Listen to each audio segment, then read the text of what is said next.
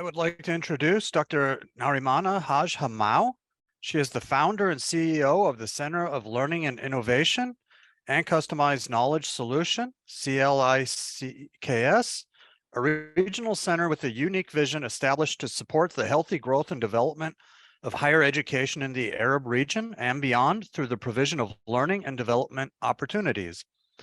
Dr. Narimane acts as a consultant for various regional UNSECO offices and acts as an external reviewer for a number of accreditation agencies. She is a highly sought speaker and has worked with more than 50 universities and colleges in different capacities. Dr. Hamou is the founder of several regional initiatives, including the Middle East E-Learning Association, the MIA Association of University Presidents, launched in participation with the Association of Arab Universities, and the MENA Higher Education Leadership Forum. Dr. Hamou was in 2015 recognized by Forbes magazine for her contribution to education and was listed among the 200 most powerful Arab women. In 2016, she has received the Arab Woman Award for Education, and later in 2017, she received the Influential Education Leader Award at the University of Cambridge as part of the ISL conference. Welcome, Dr. Narimane. Thank you very much. Assalamu alaikum wa rahmatullahi wa barakatuh. Good afternoon, good morning, or evening, depending on where you're joining us from. I'd like to start by thanking the organizers for having me here, thanking Dr. Musa Karman and yourself for giving me the opportunity to be here. I just want to share my slides and make sure that they're visible. Okay. So what I'd like to talk about in the next 25 to 30 minutes is really looking at quality assurance in non-traditional education, and more specifically talk about open distance education, which is where I specialize in.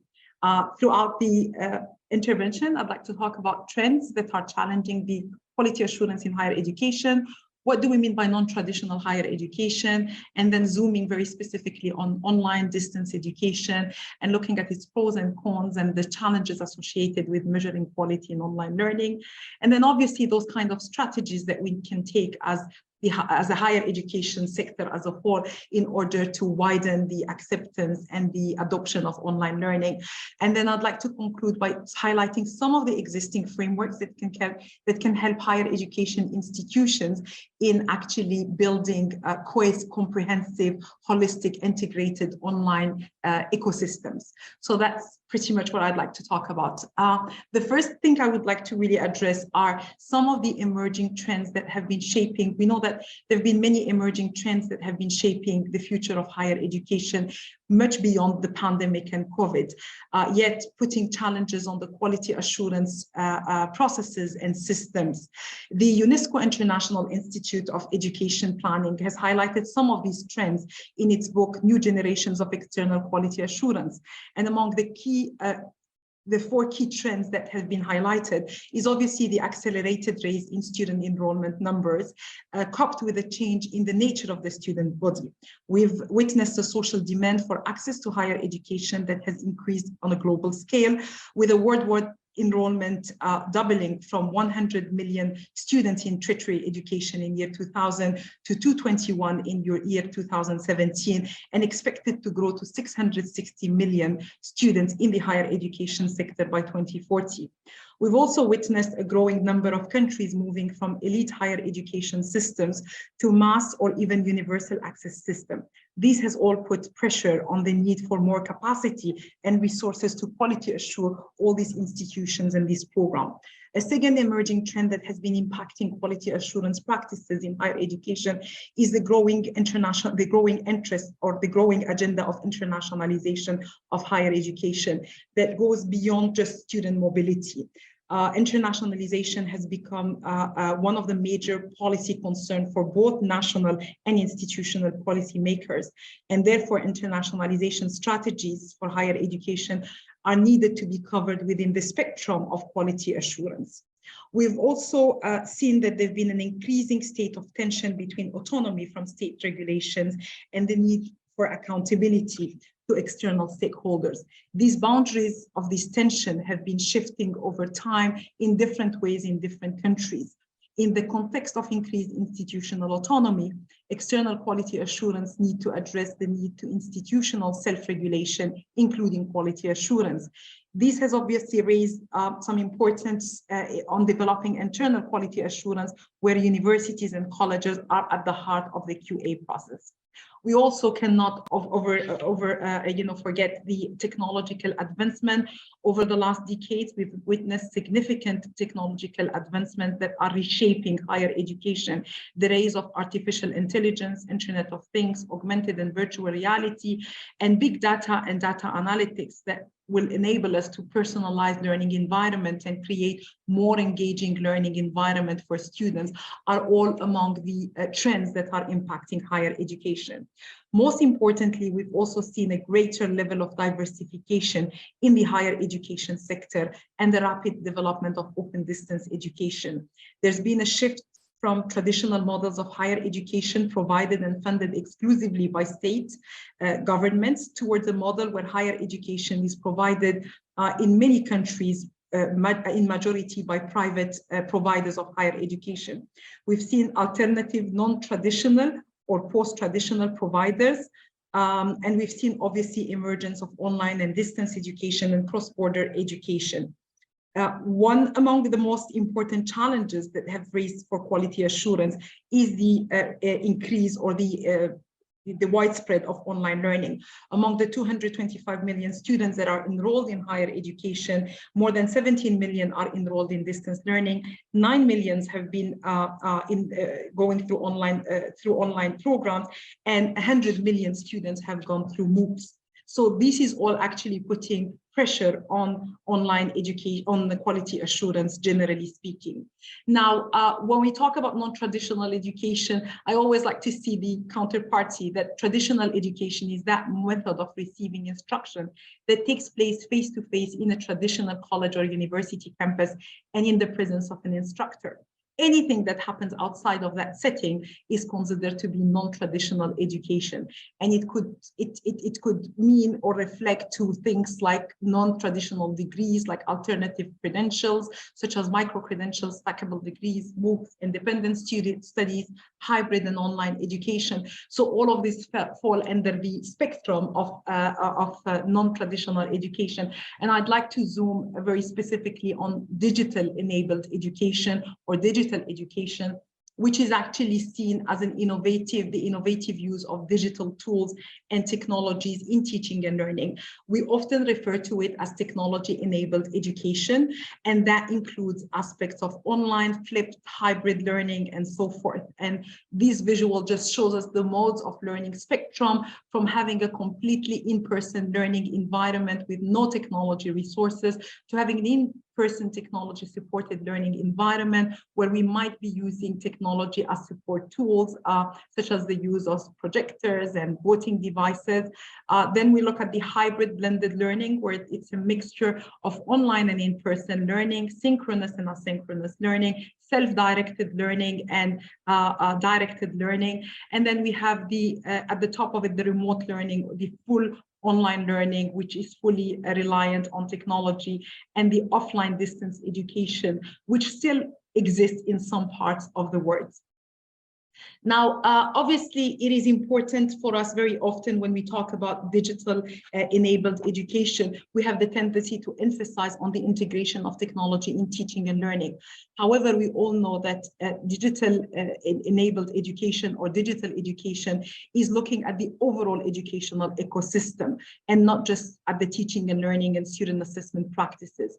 It's really looking at how we can integrate technology in each area and each process related to the student experience, and how do we rethink, how do we operate as a business, and how we deliver our programs by taking advantage of technological advancement. I'm not going to spend much time talking about the benefits of digital education. I think that we all know that digital education provides affordability for students in comparison to physical learning. It is scalable for higher education institutions.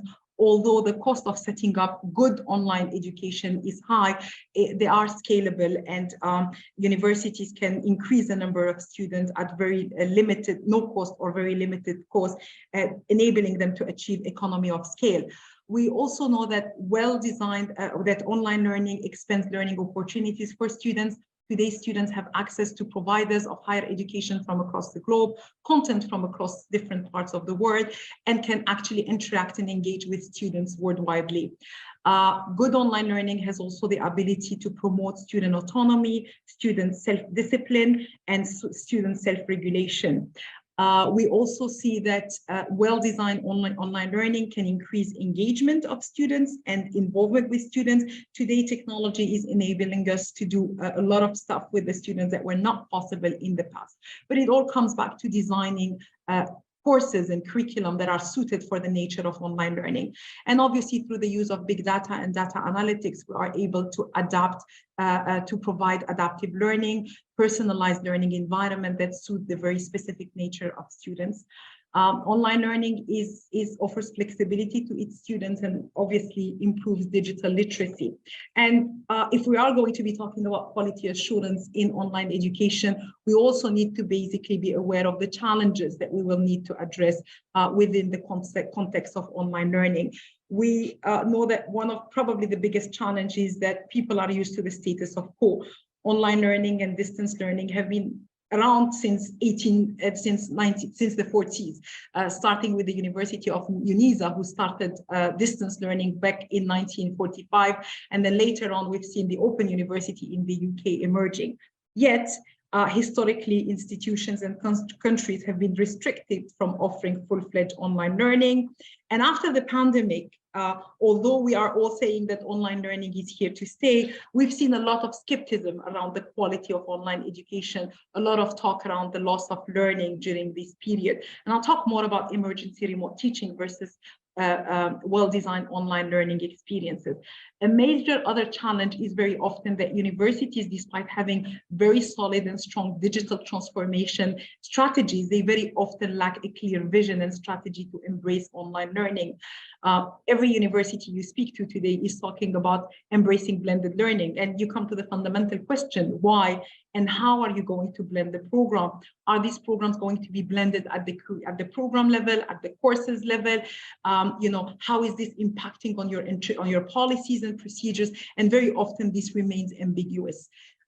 We all know that the pandemic has widened issues related to equity and access and technological setback, where students face technical challenges like inadequate internet access, non-availability of hardware and software, inconsistent connection and inadequate speed. All of these remain challenges that we are aware of.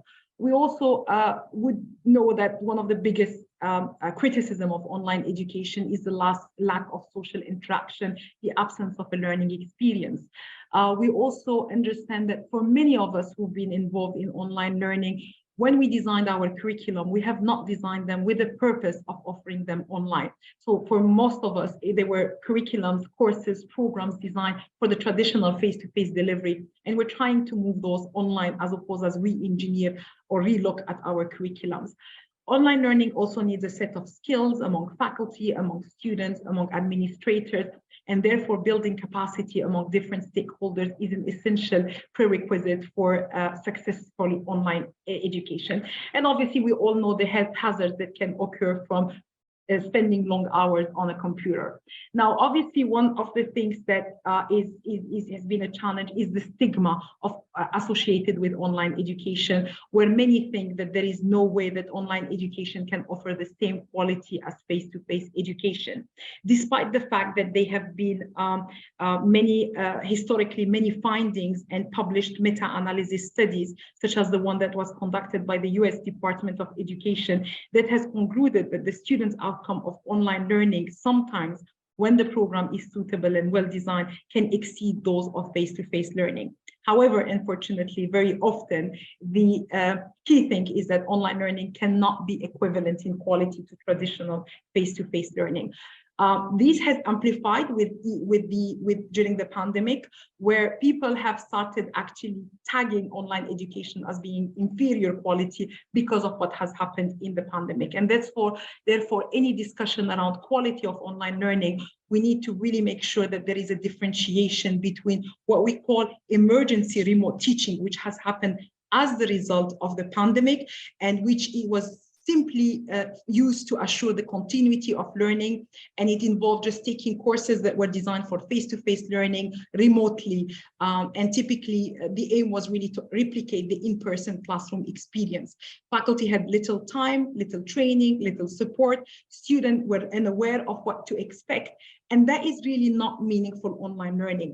Meaningful online education, on the other hand, is rooted within our institutional strategies and is a planned experience where curriculums are purposely designed for the online environment, that technology is carefully selected to suit the educational objectives, faculty and students receive professional development, capacity building opportunities, and support is available throughout the student experience. So in distinguishing between the two, between meaningful online learning and emergency remote teaching, I always like to say it's sometimes using, the analogy of a lifeboat.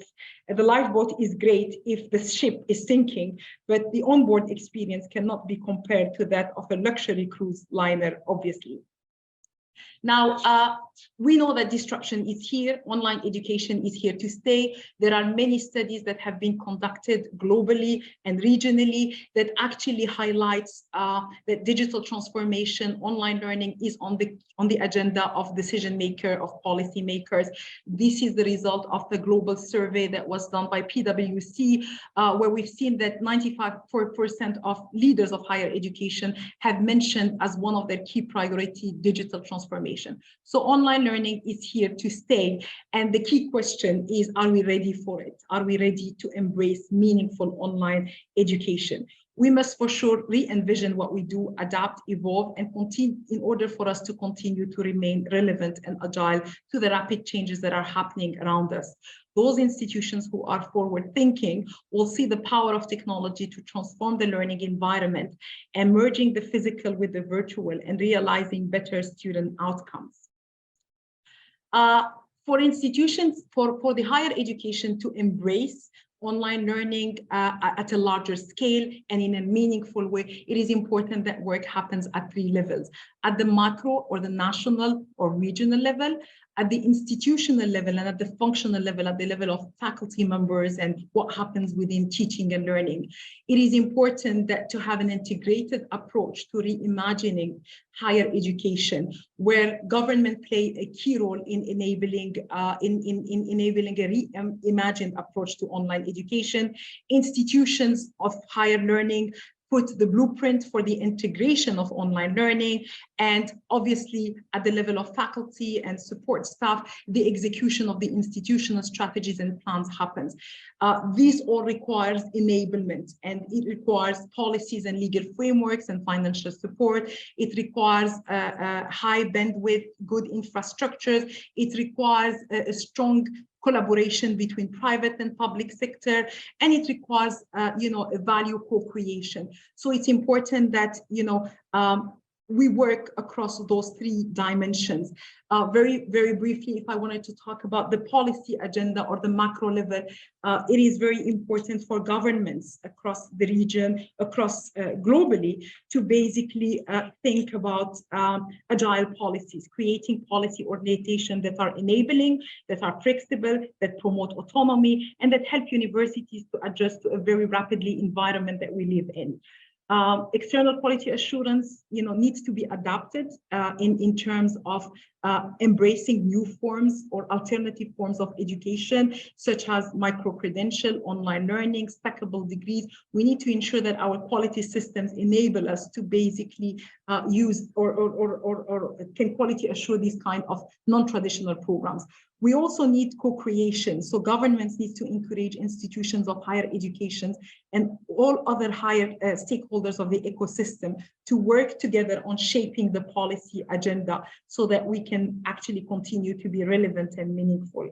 Digital infrastructure we cannot talk about online learning and digital education without strong digital infrastructure with good broadband that would allow us to reduce the digital divide that we have witnessed during the pandemic. And obviously, governments need to leverage and encourage the formation of partnerships and collaborations, both within and outside the sector, both within government and private sector. So we need to really rethink the way we look at higher education. Universities, on the other hand, need to actually also work at the institutional level on creating clear visions and strategies for embracing online learning.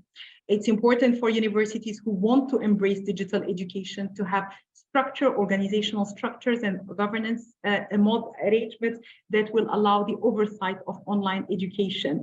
And then it requires strong leadership within institutions that basically will manage the change. Change is one of the biggest challenge that we face usually when we want to embrace something new. Our curriculum, we're going to need to relook at our curriculum in order to redesign them to suit the very specific nature of online education.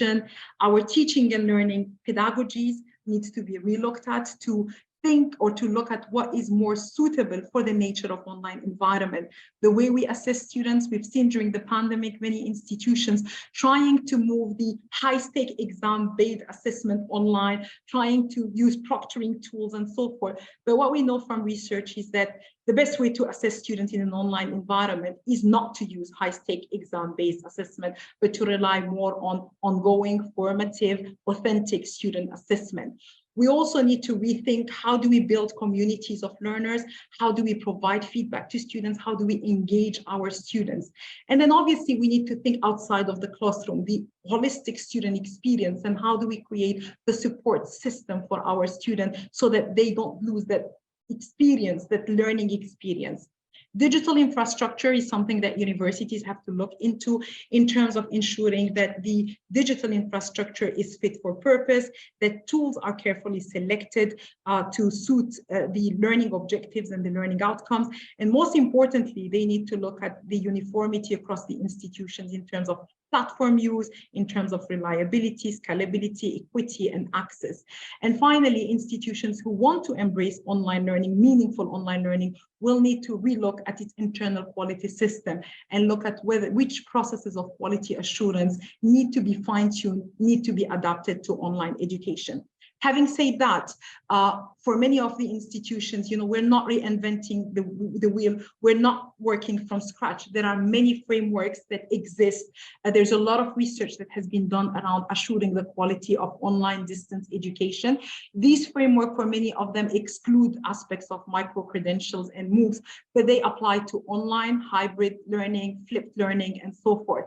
And I'm not meant to explain each one of these frameworks, but actually just to highlight that there are existing models and frameworks that we could look into. And many of these frameworks cut across a number of themes that you have seen in the previous slides, around strategy and the role of leadership and technology and changing the pedagogical, the pedagogies that we use to engage students and to design our courses and curriculum, around faculty readiness and technical staff readiness, even those people working in student support, the way we design our courses based on instructional design principles. There are many frameworks that exist. How do we engage students? How do we collaborate with students? And how do we ensure academic integrity and accessibility of the students? Now, one of the very first global studies that was done around quality assurance in online education was done by the International Council for Open and Distance Education back in 2015, 2016. And they've actually done a global review of all quality framework that existed.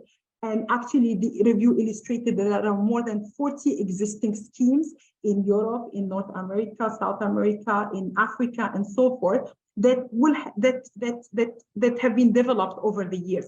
These frameworks fall under the categories of, some of them are certifications, so you can get your curriculum, your courses certified. Some of them are used only for benchmarking and advisory purposes, and some of them provides an accreditation label. Now, all of these frameworks share common features, and most of them actually emphasize on three categories or three activities of the higher education sector: the management, which is your vision, your strategy, your resources; the products, which is really the curriculum, the course development, the teaching and learning, and the services that we offer. which actually aligns with the work that has been done by Oisin Allison in 2020, talking about the main areas related to quality assurance of online learning. Now, for those of you who are interested, the entire report is available online. It lists all the 40 quality framework. I am not going to actually highlight those 40 quality framework, but what I wanted to say is that among those frameworks that are available to guide institutions at the institutional level on embracing online and blended learning, we have the Online Learning Consortium, who have developed a series of scorecard that enables you to really, it could be used as a benchmark, it could be used as a roadmap for those institutions who are wanting to actually deploy online and distance education. So they have 5 scorecards for the administration of online program, for blended programs, for very specifically course design, for teaching an online course, and for digital courseware instructional practices. And these could be, you could actually get your courses and your program certified, but you could also use them as a benchmarking tool. Other work that has been done in the area of open distance education is by ENCA, the European Network for Quality Assurance. In 2015, the ENCA has formed a working group that has looked at ESG, the European Standard Guidelines for Internal Quality Assurance. And the role of that working group was to look at the suitability and the adaptability of the 10 standards of the ESG, internal quality assurance, to the nature of online learning.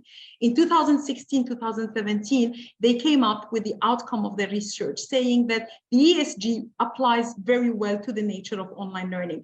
However, some of the standards require some guidelines and some kinds of recommendations and indicators that are different and suited to the nature of online learning. And they have published a manual or a document which is called Consideration for Quality Assurance of E-Learning Provision. And what this manual is, it looks at each one of the 10 criteria of the internal quality assurance. It looks at what specific, within the context of that standard, what is very specific about online learning that you would look like at differently. As an example, when you're talking about policy for quality assurance, one element to consider if you were offering online learning is that you have an e-learning strategy, and that e-learning strategy is rooted within your institutional strategy. And then it goes on identifying what kind of quality indicators must institutions consider in order to demonstrate that they have fulfilled or met that specific standard. And again, it's public domain. For those who are interested, they can go online and find out the publication, the quality indicator. And again, these could be frameworks to guide institutions who want to implement meaningful online learning. Very similarly, the Australian government, 5 minutes. Yes, TICSA have done very similar work.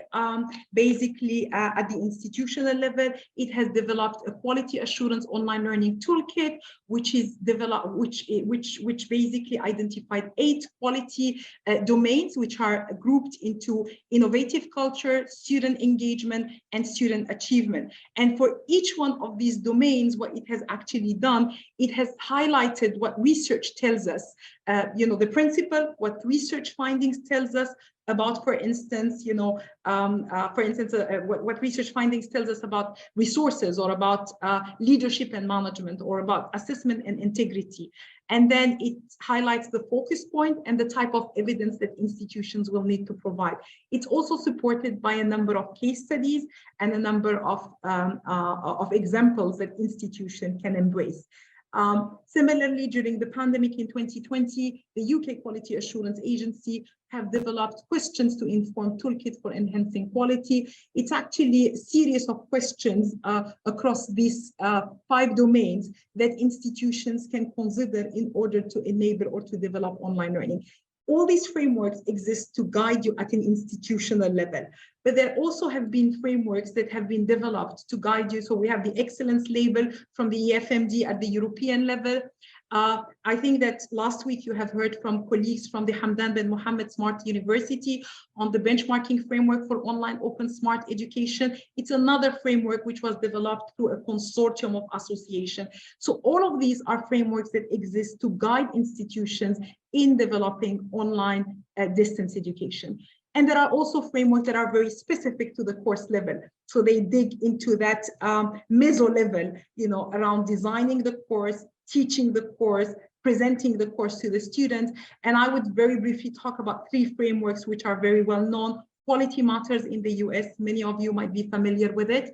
It's actually a scorecard that allows you to evaluate your online courses against criteria such as the way you organize, you introduce your course, the way you present it, your learning objective, the assessment, the way you present your instructional material and how it aligns with universal design for learning and instructional design principles. How do you create explicit opportunities for students to interact and to engage among themselves with the instructor and with the content? And then obviously it talks about student support, technology, and accessibility.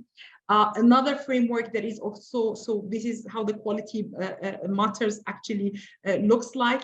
Again, even for institutions that might not want to certify their courses, they can still actually use it as a benchmark, as a guideline to self-evaluate their course.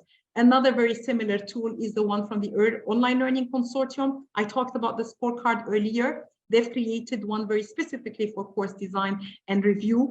And basically this presents around 42 quality indicators and could be used by faculty members, instructional designers to guide them in the development of their courses.